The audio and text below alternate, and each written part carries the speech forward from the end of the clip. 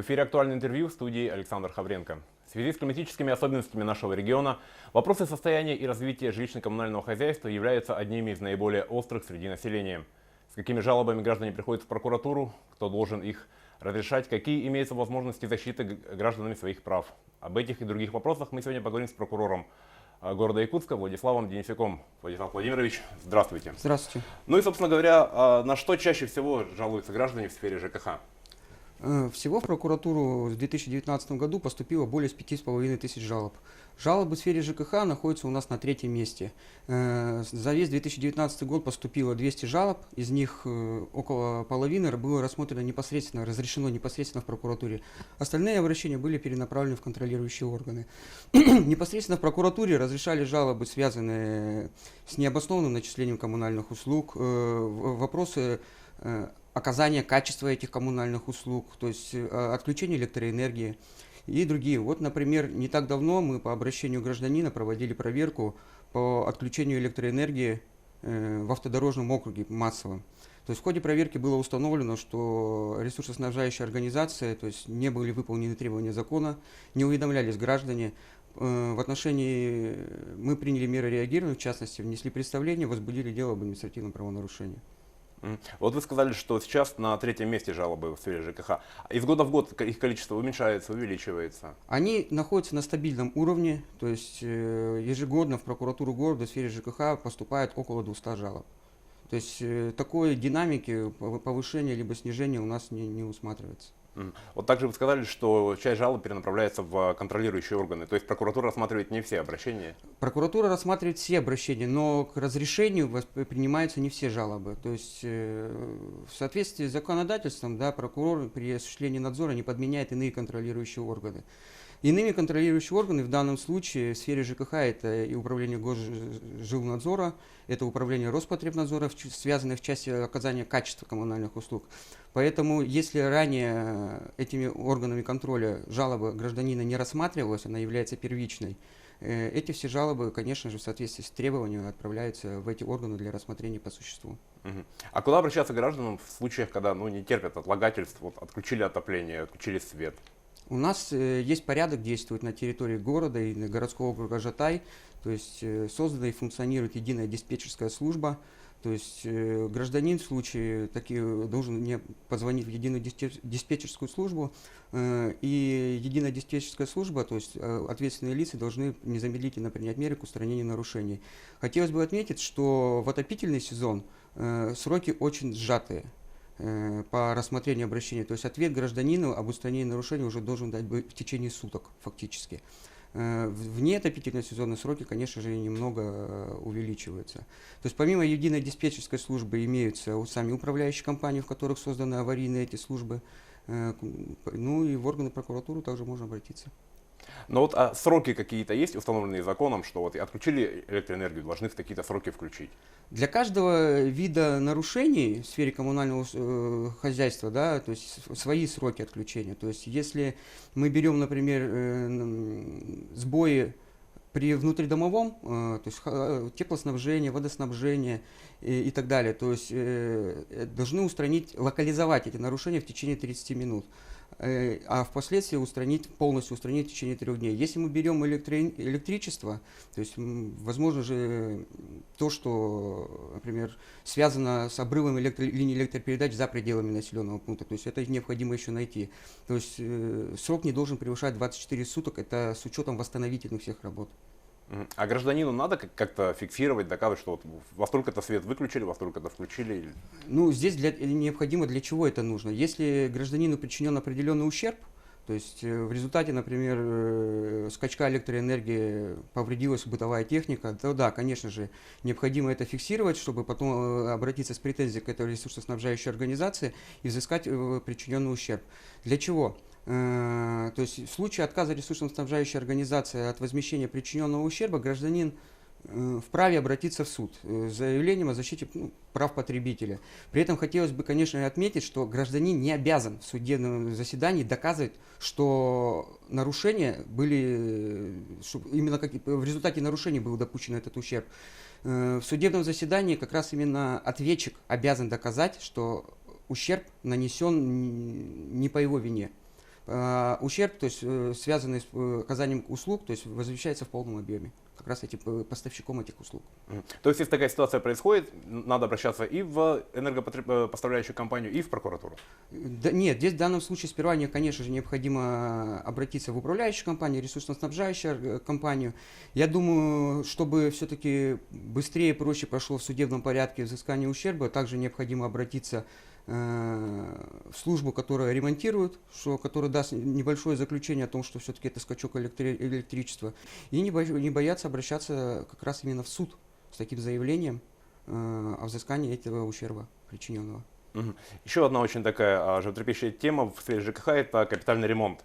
Вот как гражданам узнать установленные сроки капитального ремонта их дома? Здесь я могу посоветовать очень внимательно изучать сайт Фонда капитального ремонта Республики Саха-Якутия. Там очень много хорошей, полезной для граждан информации. Законодательство определило исчерпывающий перечень информации, который должно быть там опубликован. Поэтому вся информация имеется на этом сайте. То есть... Ну, а в случае, на сайте информация есть, а по факту капитальный ремонт не производится. Вот что тогда делать? В данном случае необходимо обращаться с заявлением как в Фонд капитального строительства, почему, то есть узнать причины, так и, например, в Управление государственного жилищного надзора. Если, например, проведен ремонт некачественно, если он все-таки проведен, но некачественно, то есть есть какие-то факты, возможно, хищений денежных средств, которые граждане заплатили за этот капитальный ремонт, то здесь, конечно же, необходимо обратиться как в органы полиции, так и в органы прокуратуры. Но вот такие совсем бытовые вещи, как не убирают во дворе, сосульки на крышах, не вывозят мусор, это является поводом для обращения в прокуратуру? Да, это является поводом для обращения в прокуратуру, но хотелось бы отметить, что такие жалобы все-таки необходимо первоначально адресовать тем органам, которые обязаны это исполнять. То есть, если сосульки, наледь, гололед, это должно делать все управляющая компания. То есть, обратиться необходимо с заявлением в управляющую компанию. Если уже управляющая компания бездействует, то для этого существует, опять же, как я повторюсь, конечно, Управление государственного жилищного надзора, ну и в органы прокуратуры можно обратиться. Хотелось бы вообще разъяснить то, что гражданин вправе обратиться к любому органу и в любому должностному лицу по решению своих проблем. И если это не входит в компетенцию этого государственного органа, либо этого должностного лица, то это должностное лицо в 7-дневный срок обязано перенаправить это обращение тому органу и тому должностному лицу, которое обязано рассмотреть. Кроме того, что вот вы вызовете начальника управляющей компании на беседу, какие еще могут последовать санкции? Ну, санкции, не санкции. Здесь получается вопрос в том, что мы, конечно, при рассмотрении обращения организуем проведение проверки. То есть в рамках проверки дается оценка как действиям, так и бездействия должностным лицам, и по результатам могут быть приняты ряд мер прокурорского реагирования. Это, например, представление об устранении, то есть нарушения федерального законодательства. В случае выявления нарушений каких-то нормативов мы можем возбудить дело об административном правонарушении в отношении виновного лица. В случае выявления уголовно наказуемых деяний, то есть мы можем направить материалы общенадзорной проверки в порядке для следственного органа для решения вопроса об уголовном преследовании. Мы можем попытаться защитить права гражданина в судебном порядке. То есть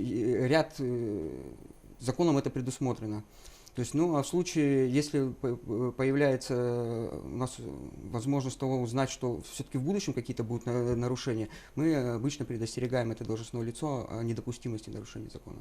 А можно какие-то примеры из прошлого года, может быть, когда действительно были прокурорские реагирования и понесли наказание? Да, конечно. Вот, опять же, возвращаемся к электроэнергии. Мы проводили проверку по факту отключения электроэнергии автодорожного округа. В ходе проверки было установлено, что одной из подрядных организаций Якутскэнерго в нарушении требований законодательства осуществляли земляные работы, в результате чего они повредили магистральный кабель, который ходит по земле электроэлектричества. То есть в отношении как юридического лица, так и должностного лица мы возбудили дела об административных правонарушениях, которые впоследствии были рассмотрены, и они привлечены к административной ответственности в виде штрафа. Дальше, если мы опять же переходим именно уже к качеству оказания коммунальных услуг, по нашим постановлениям В сентябре 2019 года к административной ответственности привлечены две управляющие компании, руководители, за несвоевременное начало отопительного сезона. То есть они на несколько дней просрочили подачу тепла в жилые дома. То есть мы, по нашему постановлению, они также привлечены к ответственности. Ну и понятно, что тепло в дома было дано. Мгм.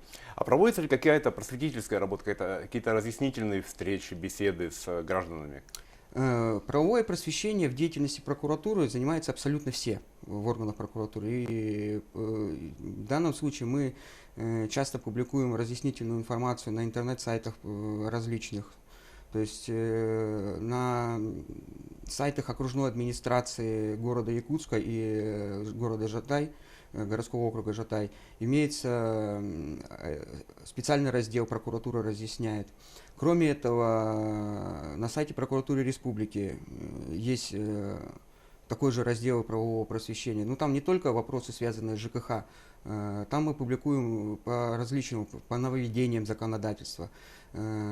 Кроме этого, мы совместно, например, с окружной администрацией взяли уже систематически проводим встречи с жителями округов. Вот недавно, буквально на прошлой неделе проводили такую встречу с населением одного из округов города Якутска. Эти встречи у нас проводят систематически. Насколько они результативны, насколько повышается правовая грамотность населения? Я считаю, что они очень результативны, потому что люди обращаются по многим вопросам, причем некоторые вопросы иногда мы даже эти вопросы принимаем к рассмотрению в качестве обращений, а не просто разъяснения, потому что не всегда можно дать просто разъяснение. И по результатам этих проверок мы очень часто принимаем меры реагирования, которые потом впоследствии дают гражданам реализовать какие-то свои права. К примеру, вот как раз вопрос, связанный с системами ЖКХ и получением определенных компенсаций. То есть на одной из встреч пенсионер обратился к тому, что ему отказали в оплате субсидии. Мы провели проверку, установили, приняли меру, и мы эту субсидию компенсировали. Замечательно. Владислав Владимирович, большое спасибо за интересную и содержательную беседу. Тема действительно животрепещущая, и надо людям об этих вопросах рассказывать. Это было и актуальное интервью. Всего вам доброго.